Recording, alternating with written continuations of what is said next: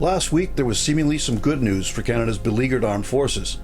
A recent Toronto Star News headline noted that the number of applicants to join Canada's military is soaring. Unfortunately, the text continued with, "Why hasn't that resulted in more of them in uniform?" The answer, it turns out, is that the Canadian Armed Forces, the CAF, are unable to process the applications which they receive in a timely fashion. As a result, the gap between recruiting and those serving personnel who are releasing from the CAF continues to widen.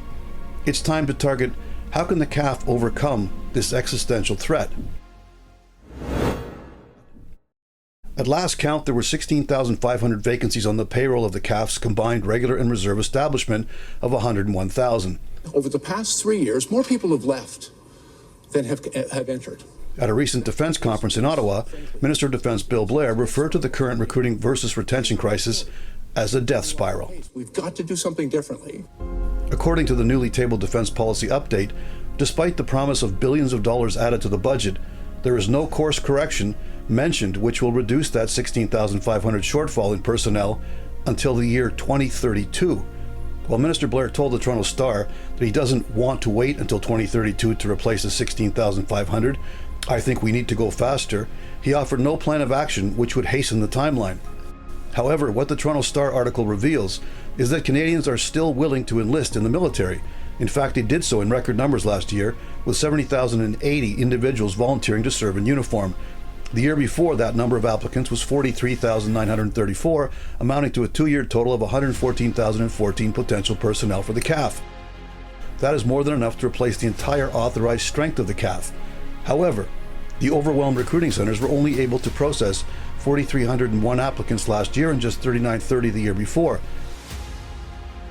That comes to a two-year total of 8,231, which means 105,231 would-be recruits went unprocessed. This makes one question the rationale for the CAF senior leadership to radically reduce the dress and deportment regulations in order to cast a wider net to address the recruiting shortfall. The theory was that if any and all hairstyles were acceptable, including facial hair, tattoos, and piercings, the CAF would be a more welcoming and diverse workplace. Uniforms are still to be worn, albeit they are no longer gender-specific. For traditionalists, the idea of colored hair on the parade square seemed a drastic measure to attract otherwise hesitant applicants. Given the numbers, it would seem that dress and deportment was not the problem, but rather it was the recruiting and training branches that simply could not process the influx. Another policy change was to allow immigrants with permanent resident status to enlist in the CAF. Prior to November 1, 2022, a recruit needed to be a Canadian citizen. This move bore fruit as over 21,000 permanent resident card holders to date have eagerly flocked to recruiting centers. Unfortunately, due to a lack of resources through which to conduct the necessary background checks on these immigrants, only 77 such applications have been processed as of February 2024. Quite frankly, that's unacceptable. It's an opportunity lost, and we can't afford to lose those opportunities. Ladies and gentlemen. If a pilot were to announce over the intercom to the passengers that their plane was in a death spiral, you would expect the next words to include a plan to take drastic measures to correct said spiral. We must focus on what needs to be done. Instead, Minister Blair continues to display a total lack of urgency. Here's a suggested course of action.